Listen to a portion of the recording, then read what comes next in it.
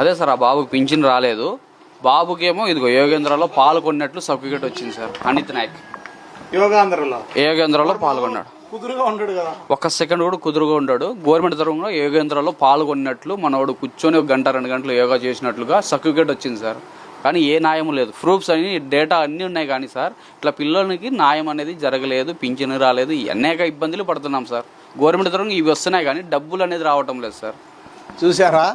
అంటే ఈ అబ్బాయికి కూడా యోగా మ్యాట్కు తీసుకుపోయిన ఖర్చులు, ఫుడ్ అవన్నీ కూడా గవర్నమెంట్ నుంచి అధికారులు రాసింటారు.